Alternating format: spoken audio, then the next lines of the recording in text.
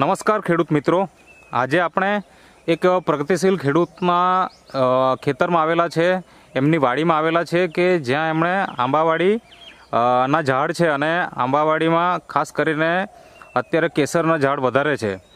તો એમના પરિચય સાથે આપણે જાણીશું કે એ લોકો આ વર્ષે નવીનતમ પ્રયોગ એમના આંબાવાડીમાં શું કર્યો અને એમને એનાથી શું પરિણામ મળ્યું. તો થોડું એમની પાસેથી આપણે વધારે જાણકારી લઈશું. તો સૌપ્રથમ તમારો પરિચય આપજો. શું નામ છે તમારું? મનહરકુમાર લક્ષ્મણભાઈ પટેલ. અને તમારું ગામ? નાધઈ વચલાફળિયા.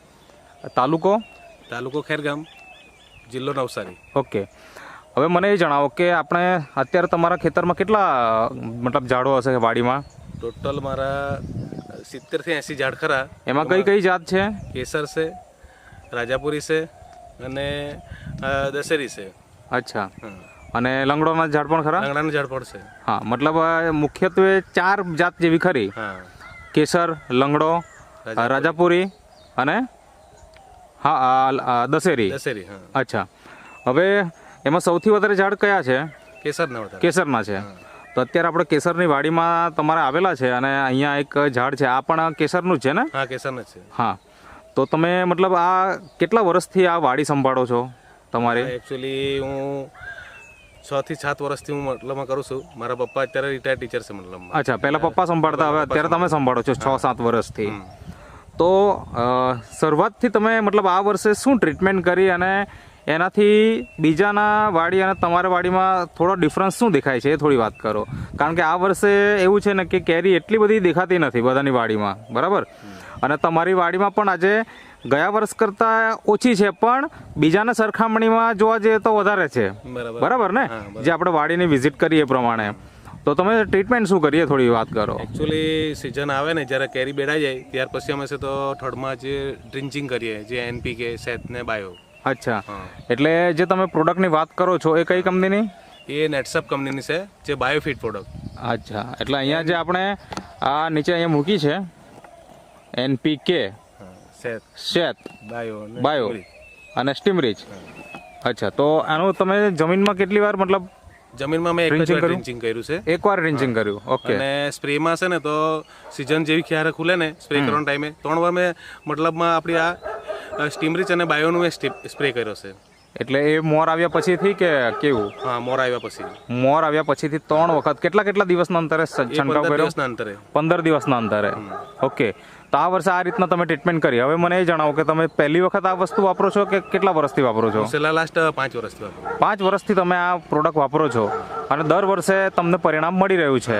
આગળ પણ આપણે તમારો વિડીયો લીધો હતો, બરાબર ને? દર વર્ષના વિડીયો છે તમારા. તો દર વર્ષે મતલબ જે ઘણી વખત ખેડૂત મિત્રને એવું થતું હોય કે એક વર્ષે કેરી આવે છે, બીજે વર્ષે નથી આવતી, તો અહીંયા તમે જોઈ શકો છો કે આ ખેડૂત મિત્રને આજે દર વર્ષે એક સારામાં સારું ઉત્પાદન મળી રહ્યું છે. ભલે વાતાવરણમાં થોડા ઘણા ચેન્જીસ હોય એના કારણે ઉત્પાદન ઓછું આવ્યું, પણ બીજાની સરખામણીમાં તો એમનું ઉત્પાદન અત્યારે વધારે છે. અને બીજું વસ્તુ કે અત્યારે આપણે જોઈએ છે તો અહીંયા આ ઝાડ ઉપર અહીંયા બધી થેલીઓ લટકાવેલી છે, બરાબર? તો એના વિશે માહિતી આપશો, આ શું છે એકચ્યુઅલી ના શા માટે આવું બધું કરવામાં આવે છે? ગયા વર્ષે ખેડૂત પાસેથી થોડી માહિતી લીધી હતી અને અચ્છા, બીજા ખેડૂત પાસેથી માહિતી લીધી. હા, અને એ કેરીની મેં ક્વોલિટી વગેરે બધું જોયું. હા, આ વખતે મેં પણ આ એક પ્રયોગ કર્યો કે આપણે પણ આ વખતે કરવું છે, ઝાડ નીચા હોય ત્યાં આપણે લગાવી શકીએ મતલબ. એટલે શું ફાયદો થાય એનાથી?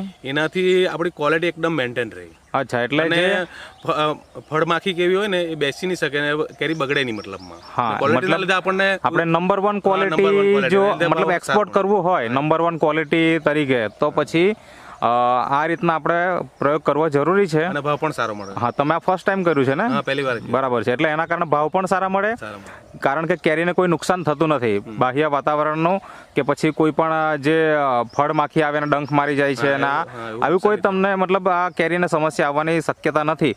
એટલે આ વર્ષે તમે આ રીતનો પ્રયોગ પણ કર્યો છે, બરાબર ને? હા, બરાબર. હા, તો બીજા ખેડૂતોને તમારે શું સંદેશો આપવો છે? છેલ્લા 5 વર્ષથી તમે આ જે નેટસપ કંપનીની બાયોફિટ પ્રોડક્ટ વાપરો છો અને એનાથી તમને સારું પરિણામ મળ્યું છે, તો બીજા ખેડૂતોને તમારે શું સંદેશો આપવો છે? સંદેશો મારો એ છે કે દર વર્ષે આ રીતે મેં જે ટ્રીટમેન્ટ કરી છે, બરાબર, જરૂર પડે ત્યારે મેં કેમિકલનો બી સ્પ્રે કર્યો છે. અચ્છા. બરાબર, જીવાત આવે ત્યારે.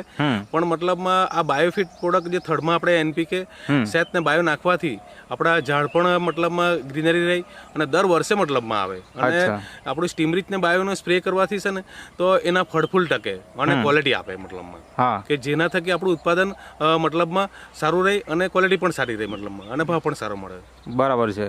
તો આનો ઉપયોગ કરવો જરૂરી છે. હા, જરૂરી છે. ઓકે, તો તમે જે ઇન્ટરવ્યુ આપ્યો તે બદલ તમારો ખૂબ ખૂબ આભાર. Okay, thank you.